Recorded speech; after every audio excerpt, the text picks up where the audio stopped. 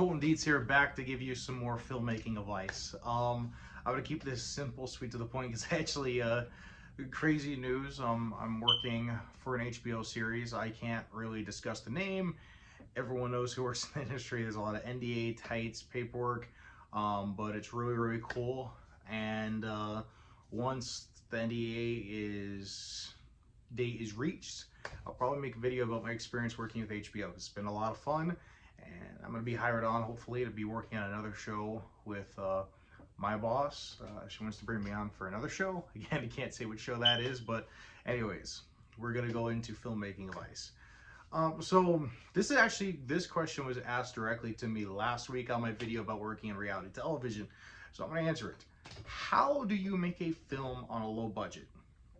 Now, again, that depends, of course. Every country is very different.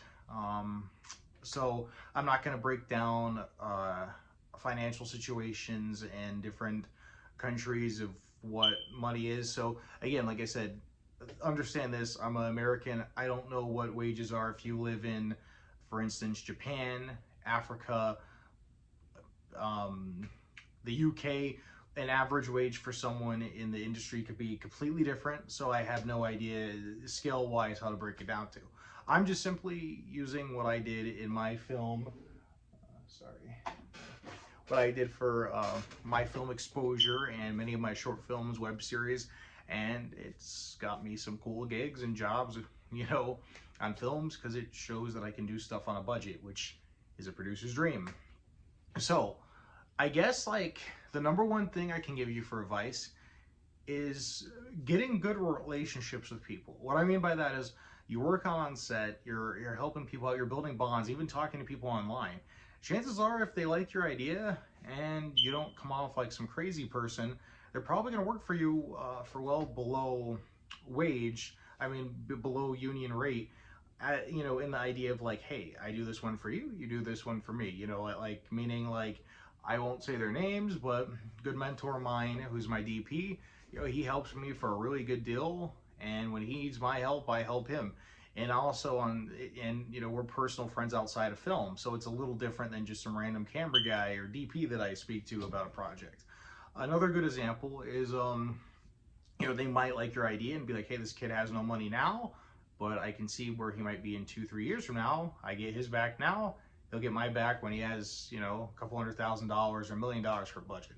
So again, that's one thing that's really important, to be able to shoot stuff for a low budget, is building bonds and relationships with people. Great example of this, and I'm not dissing anybody, but I love Chris Stuckman as a reviewer. He's not a filmmaker. There's nothing wrong with that. He doesn't have a lot of experience making films, or the fundamentals of understanding how to budget and properly production.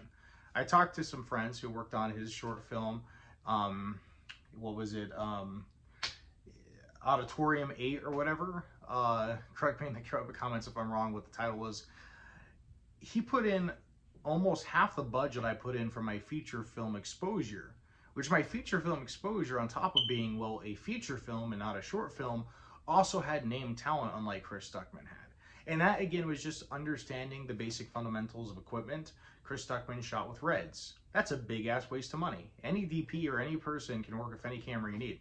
My greatest example to keep costs down, you know, you can buy a Blackmagic Cinema 6K pocket for the price that it would cost you to rent a Red for a couple of days.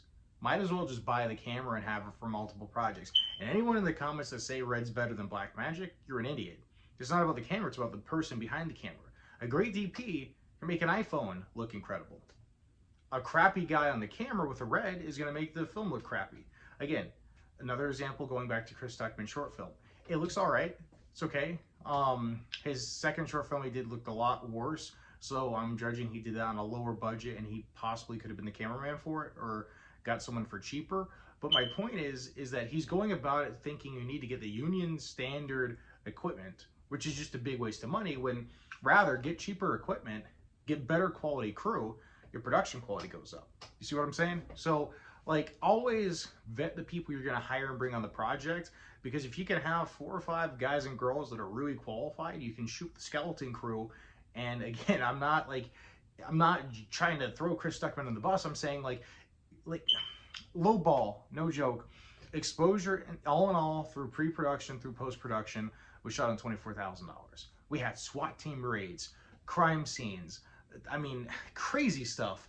We had a prison riot sequence, like a 4-minute sequence in a prison with 30 extras. We had 120 extras show up for this ballroom scene at the Phoenix Theater. So that's the number 2 thing. So number 1, I would say, get cheaper equipment that's still reliable. Of course, do your research on it, and try to focus your money on getting higher quality people to run that equipment.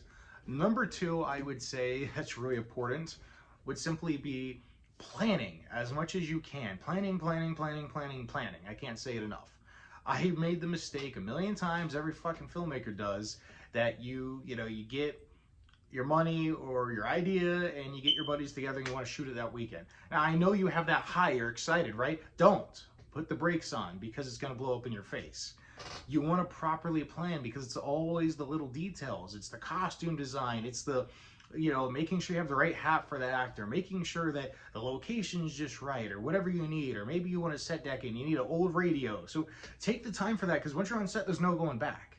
A great example of this is I tried to rush my Silent Hill fan film. Thankfully, I ballsed up and canceled it. I apologize to the actors. I wasn't getting what I wanted out of my actors, and I wasn't getting what I wanted out of the locations. I held it up for a couple of months, and then I cast my buddy Vic to be the lead actor, my actor's friend Mercedes to be the lead actress in the film. They had more of the look I was going for the characters, and then I spent a good 2 months planning the locations, and the quality speaks for itself. And that's just off of planning. So again, going back to my film exposure, we filmed a SWAT team raid when I didn't have enough time to plan, because we were shooting the main principal photography. It looked like absolute shit. So that was one of the things I made sure to go back for pickup shots. With the pickup shots, I made sure to organize. I did some phone calls, and I got my local sheriff's department and convinced them to come on my film. And I was able to get, I think it was 5 or 6 legit real SWAT guys, full equipment in the film. Got them for free. They used it as like their SWAT training time, so we made a deal. And so it boosted up the quality of the film. So if you see exposure, when we have crime scenes, we have squad cars on set and actors in costume and all that stuff. So again, planning is everything, because planning is going to get you the better location, it's going to get you the better costume, it's going to get you the better people on set that fit the roles better. So if you can do that, do that. Sorry for the battery, guys. Another thing I would say is like getting a top tier producer, getting the best guy you can. And again, like I said, like I produce my own content, and I'm only there because I'm frankly the best producer I know that I can afford. And that's not me being cocky. I help my friends out produce their content as well. It's just factual that there's few and far between good producers in the industry. And you want a producer that's a go-getter. You want a producer, that's what I want. I want someone that is going to get my back on something I might be forgetting about and be like, oh yeah, we might want this in.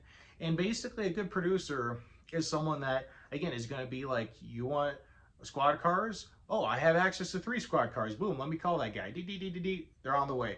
You want this cool location? Let me help you lock it down. So getting a good producer is really important, or learning how to do producing yourself. And again, producing, just you're producing the film, you're putting it together, you're getting it all locked in. And if a guy like me who didn't go to film school was able to do that, and direct the movie and write it and cast it, and I did like 50 other jobs on it, trust me, you'll find a guy, or you can be that guy or girl. I guess like one of the other things when it comes to low budget filmmaking is negotiating. And again, that I guess goes back into being a good producer or knowing a producer. So like, again, and I guess it all goes around like planning ahead. So I'll back up. When I shot Exposure, I got the money and financing for the film it was November of 2019. Our first day of principal photography was January 26th of 2020. Now I could have shot sooner, but I didn't, because I wanted to give myself a couple of months to plan ahead. And that's how, again, I got all those incredible locations. I made deals with those restaurants. The majority of places didn't cost me a dime to film in. We filmed at the Phoenix Art Museum for completely free. Didn't cost us a dime. Their security walked us around when we shot there for a couple hours. I think the most expensive place I paid for was the Phoenix Art Theater, which is different than the Art Museum. And that cost me, I think, what was that, $300 or $400 for the day.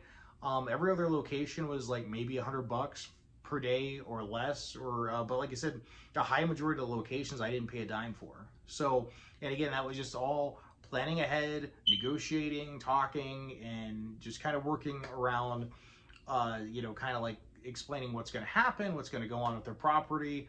Another example too is to keep costs down, and this is for people that live in America specifically, because again, I don't know about other countries, although like Canada. Don't film in film cities. What I mean by that is if you're in America, don't fucking touch LA. Don't fucking touch New York. If you're in Canada, don't you dare fucking film in Toronto. That's just stupid. That's like ridiculous. Like, that is the dumbest thing you can do.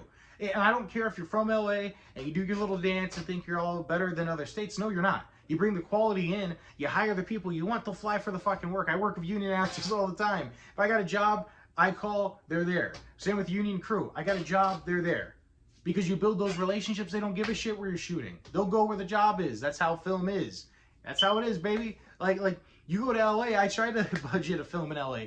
LA permits alone, just to film on the fucking street, is $1,000. $1,000 just to legally not be shot down or shut down by police and production people snitching on you.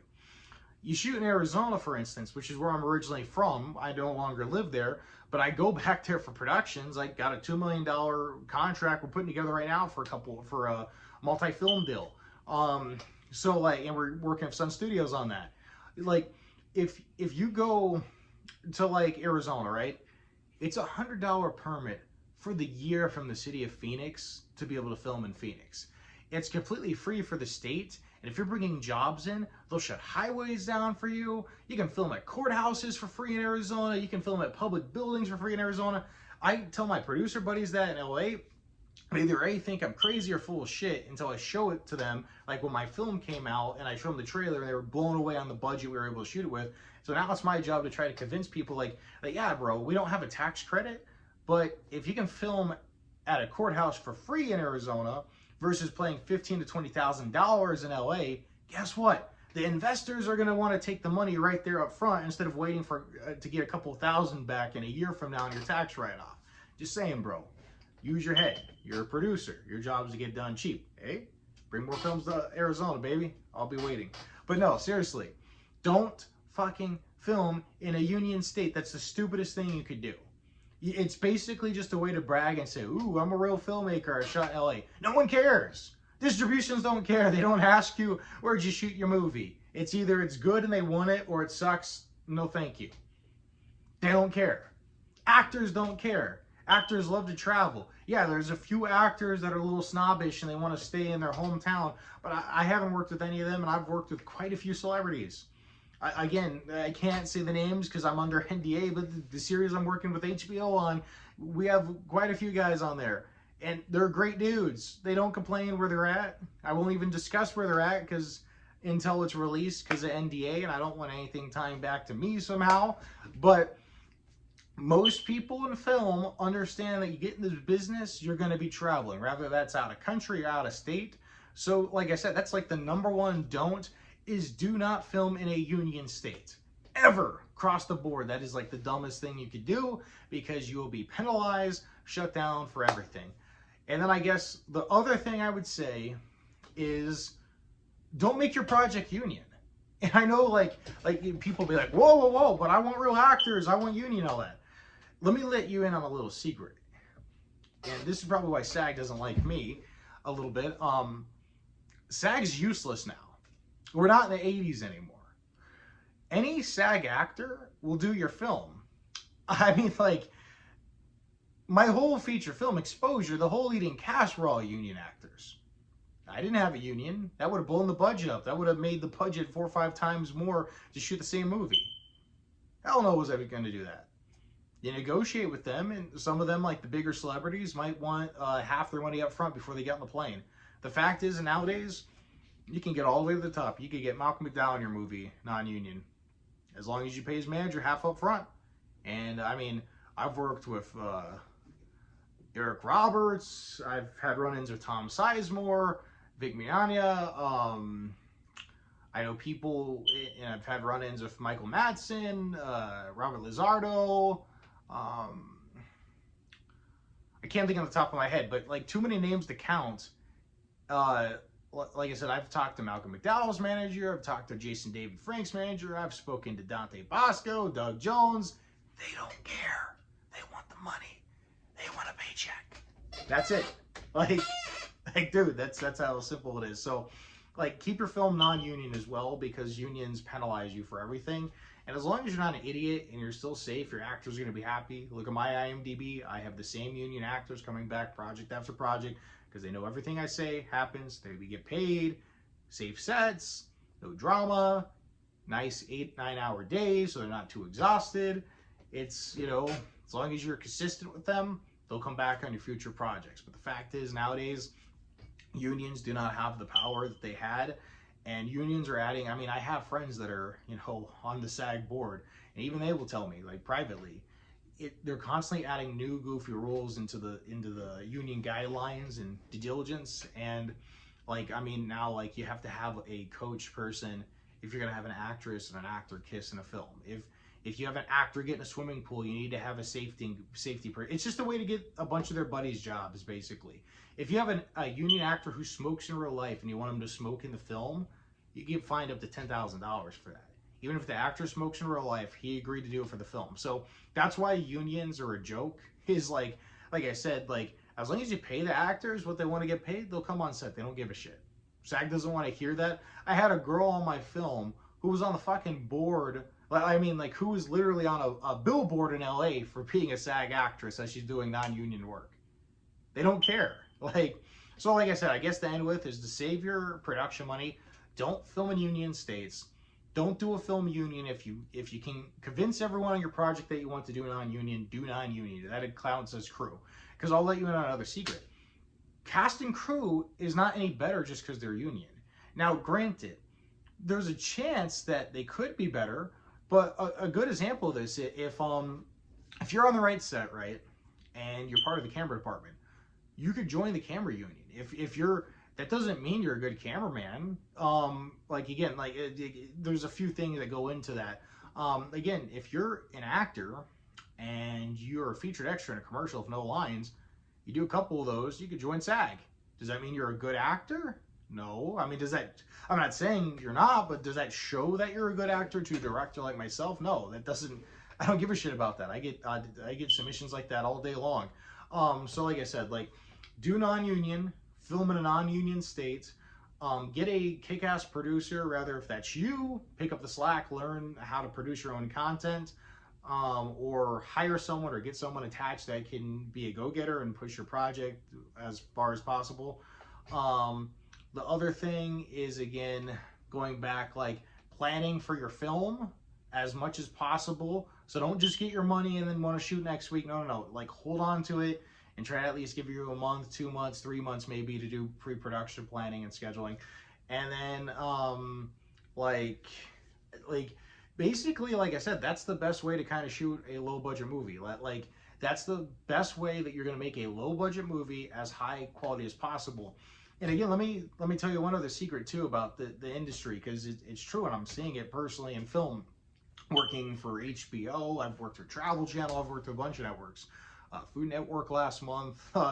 Yeah, could be going out to New York for them soon, possibly. Fingers crossed.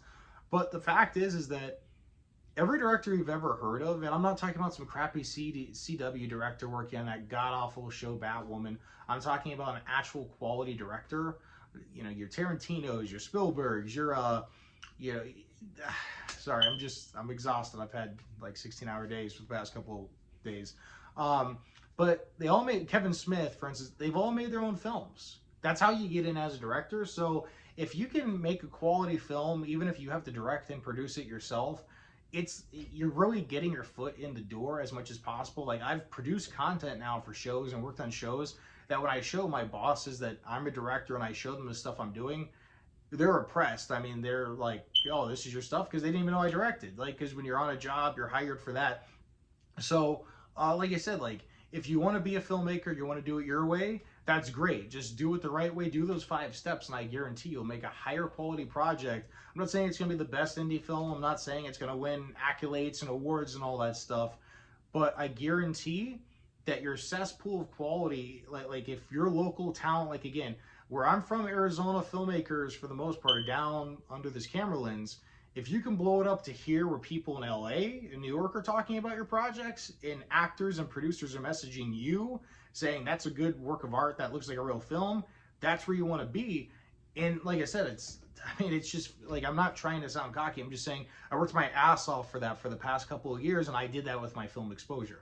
I pushed myself above the indie market of where I'm from to the way where I'm getting hired on professional gigs now, working on films, and my film's not even distributed yet. But doing that taught me a lot of skills on how to work in the industry, how to communicate with people, how to produce content, how to deal with producers and actors and talent, and work around set. So like I said, I'm telling you, I guarantee if you do those 5 steps and like, you know, just kind of enjoy the ride and have fun with it. Again, like I said, I have no idea what your script's about. I can't promise you you're going to win awards. If you do those 5 steps, you are going to blow up past anyone else in your local state making little indie films, because I'm telling you, and I might get some hate for this, but 95% of filmmakers where I'm from, they're not doing any of those steps, let alone all 5 of those steps. And I feel like all 5 are very important to really push the quality of the content. But like I said, the majority of filmmakers I used to work with in Arizona, you know, that were just kind of fucking around and making crap, they would get money for a production and start shooting it a week later. I worked on this film Dream Round. The producers and people, some guy named Michael, Lisa, Lenny, they're all maniacs and a bunch of idiots, honestly. And basically, they like got the money and wanted to start shooting right away. They didn't plan ahead. They didn't do a final rewrite for the script, nothing like that. And, you know, it shows. You go look up the reviews online, people think it's a parody movie because it's so bad. It's, again, like, they didn't plan properly. If instead of rushing production, if they held that money for, a month or 2 and properly did pre-production, looked at the script and says, hey, maybe we should rework this or this or this, they could have had a half-decent film. And that happens all the time, sadly.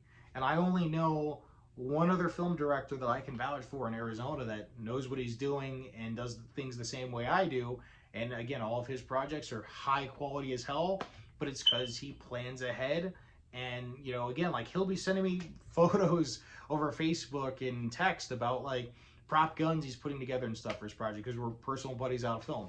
Anyways, guys, I hope this helps, and get out there, make some films, kick some ass, get some productions out there, because like I said, people are hungry for content that Hollywood's not making. They're doing their little agenda piece thing, but there's a lot of people that want other different kind of quality content. People want films to be magical again. They want them to be storytelling again, and not about a policy or agenda or this or this or this or this, and drama and depression. They want movies out there.